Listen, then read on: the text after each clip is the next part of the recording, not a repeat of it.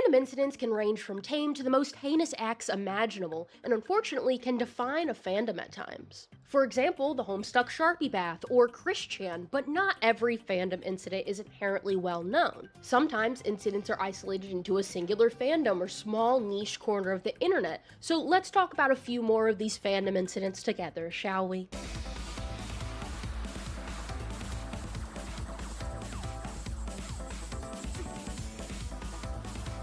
The year is 2012 and you're scrolling through the Dan and Phil tag on DeviantArt. This was a common occurrence for 11-year-old me, and you see a particular Dan and Phil fanfiction. Oh, it's not just any fanfiction, it was the one and only Hat Fic. The Hat Fic was originally posted November 21st, 2012. Now, unfortunately, the original post was deleted. Even with using the Wayback Machine, I can't see it because it's a mature content filter, and you have to be logged in to see it. And it's the Wayback Machine, so you can't log in, it's a whole thing. This fanfiction was also cross-posted by a different person 2 days later, November 23rd, 2012, onto Tumblr. The author of the fanfic, my brother, was actually KittyCat496. So, KittyCat496 claimed to be 14 years old in 2013, meaning when they wrote the fanfiction, they would have been 13 years old, which makes sense because I was reading bullshit like this when I was 13, so obviously they were capable of writing it. But I digress. Dan and Phil are viscerally aware of this fanfiction, even referencing it multiple times over the years. Dan, you're a hamster. Phil, you're a gallon of milk. Traumatize us. No, 100% no. I mean, when you got a hamster, it's gonna go in a crack. That's the problem. I think someone wrote a fanfiction about that. Oh my god, don't. Phil once a month. Oh no. Stop it. I'm actually out. I think that's in a new era. We need to let hamsters be safe again. So obviously I gotta stop farting around the subject and actually give you a synopsis on the fic, which it's a pretty basic shock fic to today's standards, but it's still a bit too graphic to actually read in its entirety on YouTube. So basic synopsis here. Dan and Phil, they go buy a hamster together, right? It's so cute, it's so nice, doing cute couple shit. Well, Phil wakes up in the middle of the night being tied up by Dan, hog-tied, if you will. I won't. So Dan decides to drown the hamster in his excrement, body fluids, if you will, and Phil is literally traumatized about it. Phil is sitting there traumatized, so Dan takes the hamster's body and puts it in a hole of Phil's. He filled his hole with hamster. It's a whole thing. Emphasis on hole. I need to stop saying hole. So then immediately after, Dan forces Phil to lick up the hamster blood mixed with his goon. And then Dan takes the hamster and he eats it, and every month they buy a hamster. These are real people, by the way. Like, imagine writing this, but it's Charlie Kirk and Dean Withers. I wouldn't read that. I would read it. In terms of fan incidents, while this one is the most iconic one coming out of the fandom, it's still pretty common in terms of fandom culture. There are countless celebrities, YouTubers, streamers being put in vile and precarious situations, especially in fanfiction at this point. This is definitely not a new development, but that being said, given this fanfiction is the blueprint for a lot of modern insane fanfictions, I'm gonna have to rate this incident a B. For butt stuff. And all in unison we say, I'm sorry, Dan and Phil. Sorry. In late 2015, the Silent Hill wiki came in some hot water, to say the least. Sometimes when you like a certain character, you give them headcanons, you know? They're autism coded, or I think this character is gay, or neurodivergent in some way, shape, or form. But have you ever looked at a character and went, yeah, they got forcibly circumcised as an infant? Happens to the best of us, buddy. This whole thing unfolded when one of the Wikia's administrators, Alex Shepard, began posting lengthy, unsolicited, and kind of extreme additions into major character pages. Particularly the entry for Walter Sullivan, the main antagonist for Silent Hill 4: The Room. According to archived threads at the time, one of the first major edits involved Alex. Can I call you Alex? Mr. Shepard, if you will. Well, Alex, good old Alex, he added just a little 700 to 800 word passage asserting that Walter Sullivan's psychological condition, violence, and worldview was fundamentally rooted in the trauma that he was forcibly circumcised as an infant.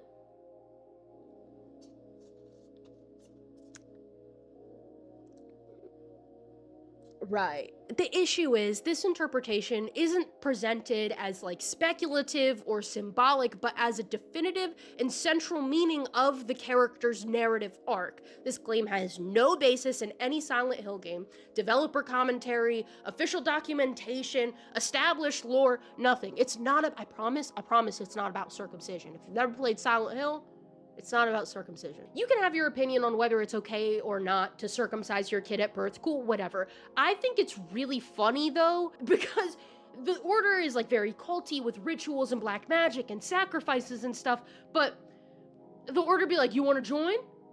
You circumcised? As these edits were growing in length and intensity, other admins on the Wikia began to notice that Alex was not merely adding a silly theory. No, he was rewriting substantial sections of the lore to accommodate an aggressively ideological circumcising narrative. According to users on NeoGAF, the situation was being discussed in real time in a thread titled, Silent Hill Wiki suddenly has a bunch of circumcision theories. Alex's edits quickly escalated beyond Walter Sullivan and expanded to broader claims about the Silent Hill universe as a whole. Obviously, he didn't just stop there. Alex then began insisting that one of the franchise's core themes was a critique of male genital mutilation, and he connected this theme to the theme that he referred to as satanic and Illuminati conspiracy structures embedded in Western culture. I personally think that James is circumcised based on the art that I've seen, but obviously that's a headcanon, and I wouldn't expect it to be on the official Wikia. Did I save it? So other editors and admins tried to reverse these additions on the Wikia, saying that they were irrelevant, unverifiable, and inappropriate for a lore-based database. So Alex obviously responded with immediate hostility. He started calling his fellow admins brainwashed, complicit, and ideologically motivated to suppress what he believed was the true meaning of Silent Hill. So when admins obviously removed the circumcision-related content, he restored it, and then there would be an edit wars on multiple Silent Hill pages because he kept putting it back up on other pages. He was going crazy. Then while all that was happening, users in the NeoGAF discussion were referencing direct comparisons that Alex allegedly made, comparing the removal of his content to deleting the Holocaust wiki page. Then, as if the situation couldn't get any worse, according to the coverage by Rely on Horror, Alex began demanding personal information from other editors and admins during arguments, most infamously asking a female moderator who is a mother if she circumcised her son. This was Alex's way of attacking her with supposed proof that she was biased, but the only thing that it did was mark a turning point in the community's perception of the incident. So the incident moved from being a disagreement about lore relevance to a case of harassment and abuse of admin power. I mean, you would expect this from like a Prime 2020 Discord server, not a well-maintained Wikia page. Alex was locking pages to prevent anyone else from removing his additions and deleting his very rambly commentary from discussion boards, effectively leveraging his elevated permissions to preserve the material that he had introduced. This conflict was now spreading beyond the confines of the Wikia. It had attracted attention from larger gaming and horror communities. Sites like Bloody Disgusting were covering this incident, noting that the administrator's fixation had turned the wiki into a laughingstock overnight. The combination of personal attacks, conspiratorial rhetoric, and obsessive reinsertion of the circumcision theory turned a niche lore wikia into a site of widespread mockery. The website emphasized that longtime contributors and casual fans alike were in awe by Alex's insistence that Silent Hill, a series that explicitly deals with themes like trauma, guilt, grief, abuse, and psychological breakdowns, was about circumcision. Let's take it farther. Maybe the real reason that Bonnie was dead in security breach was because Monty tried to forcibly circumcise him. Who knows? Who knows? Let's hear it from the fucking peanut gallery. Yeah, but I circumcised myself. The tipping point for this incident happened when a higher-level Fandom Wikia staff was alerted to Alex's actions. According to TV Tropes' documentation on the incident, the other Silent Hill Wikia admins and long-standing users collectively appealed for intervention. citing harassment, misuse of administrative tools, and the insertion of content that violated the platform's guidelines on neutrality and verifiability. Following an internal review, Alex Shepard was stripped of his privileges. He was banned from editing the Wikia, and all circumcision-related theories were rolled back to their pre-controversy versions. The Silent Hill circumcision incident is a cautionary tale about unchecked power and how that can immediately go to someone's head. I feel as though Alex Shepard definitely had some underlying issues, to say the least, and I hope he got the help he definitely needed, but given that 2 years later he pulled the same shit in the Xenosaga Wikia, defending bestiality and non-offending pedophiles. While this incident is inherently niche, it's still a textbook fandom incident, and if I had to put it anywhere, it would have to be S tier. It's so iconic. It's not very often that I stumble across a fandom incident that I haven't at least heard of in passing, and this was recommended by a comment on my last fandom incident video, so I'm always open to suggestions in the comments. I love researching and learning and using my brain. I hate AI, I love using my brain. Yeah, I mean, I'm sticking a knife on your eyes, I guess it would, yeah. Because I have phantom pain! On September 22nd, 2021, a creator named Maned Wolfie created a poll for their mutuals on Twitter asking if people wanted to goon onto a pizza during his party during Big Little FurCon in October. Big Little FurCon is an annual furry convention that's held in Reno, Nevada, and in 2021, it was held in the Grand Sierra Resort and Casino. The poll gathered 577 votes, and I shit you not, 67.8% of participants voted in favor of the Pizza Splooge Spectacular. Yeah, 67%. 67! I'm such a fat fucking chud. Now, Mr. Wolfie had been planning this event for a bit, to say the least. They were making tweets about it in the days leading up to the convention and prior to him even making the poll in the first place. Then, on October 15th, he announced that around 86 people wanted to participate in the Splooge Fest. So on October 22nd, 2021, the second day of Big Little FurCon rolls around, and Wolfie orders 6 pizzas to prepare for his hotel room party. Then he makes a now deleted tweet with a censored picture of 5 people in fursuits gooning near the pizza, and he tweets, "It's happening. We're officially on 10 comers." At approximately 10:30 p.m. local time on October 22nd, Wolfie tweeted that 19 people had splooged onto this pizza, and he posted a picture of himself holding the goonified pizza. 3 minutes later, he tweets that he left the pizza in the hallway. A minute later, someone replies to that saying that they saw someone touching the specimen. At 11:05, someone posts a picture of the Za in the hallway. In the next coming hours, emphasis on coming. Jesus Christ, the splooge news was starting to spread around to con-goers and hotel staff. Finally, around 1:15 a.m., Wolfie tweeted that the pizza was put into the trash, and he deleted the original tweet of him with a picture of the pizza, replacing it with one of him putting the pizza into the trash and saying it was never in the hallway. Over the next few days, Twitter was littered with memes and people reacting to what went down. Here are a few of my favorites. The Furry Hallway Pizza incident is very reminiscent of pre-COVID convention culture. Convention culture has just changed so much in the past few years, and I genuinely don't recognize it anymore. As much as it's like, yeah, this situation was pretty gross, and on top of that, leaving the pizza in the hallway is very inconsiderate towards the hotel staff, who likely had no knowledge of it being the Goonza. I'm gonna give this incident a solid A tier. I would read about something like this again. It's giving Coachella 2016. It's giving Yowie Paddle. It's giving Glomping. It's good. It's a good incident, and no one got hurt. So it's an A. With this treasure, I summon.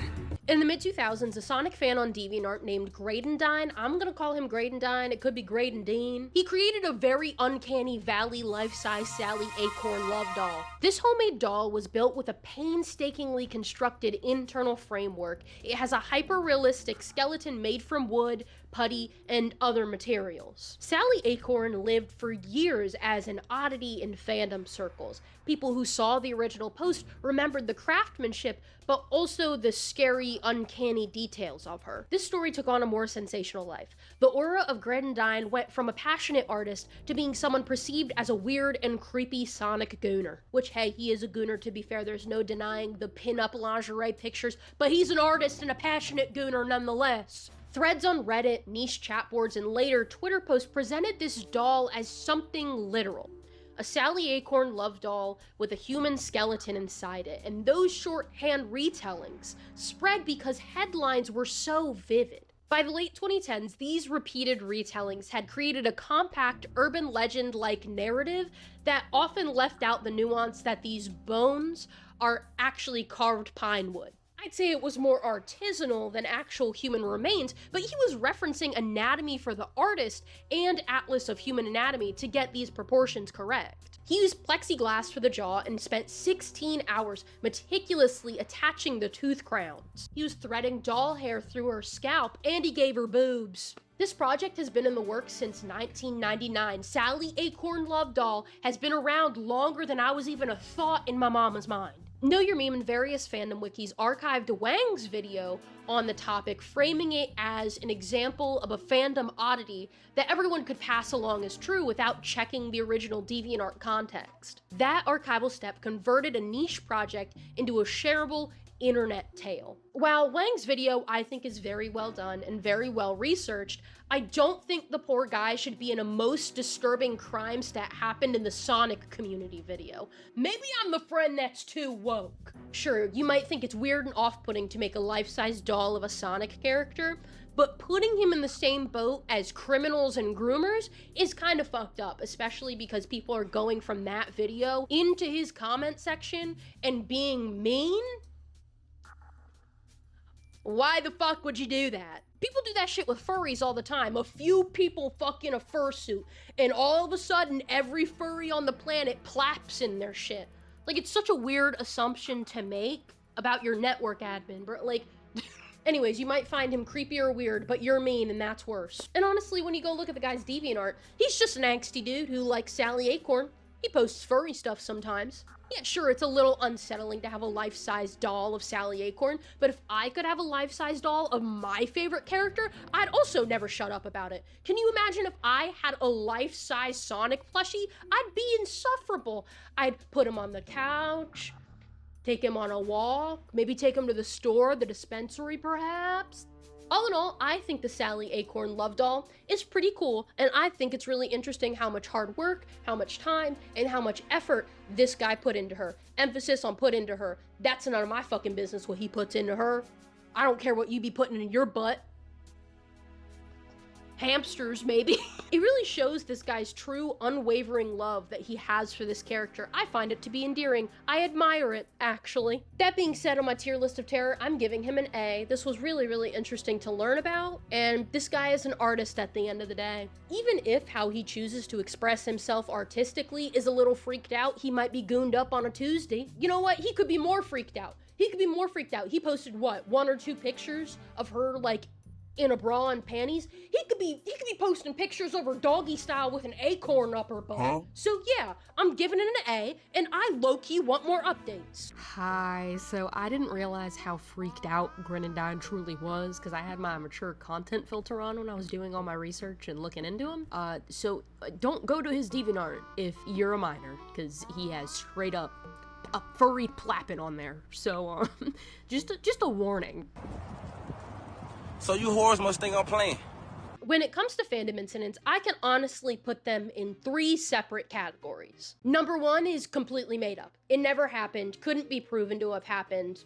That's that. Number 2 is that shit happened and it is worse than you anticipated and worse than you remembered. And number 3 is they're trying to make that person a lolcow, blowing up something super unimportant out of proportion just to make a joke of the individual from the incident. While I really enjoy taking part and admiring these incidents from afar and researching them, I think people forget that these are real people. If someone isn't doing something inherently criminal or fucked up, I don't particularly understand the amount of harassment that comes from certain situations. Hence why I'm so picky about the incidents that I'm comfortable covering or researching. Like, I'm not gonna do Snow the Salt Queen. That's one that I'm just like immediately off my list. I won't do it because someone died. That being said, these requests were all from my comments in my last video, so if you have any requests, you can leave them in the comments below, and maybe they'll be in my next one. So thank you guys for watching.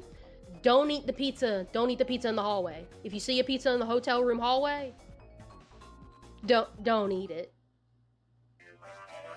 Okay, bye.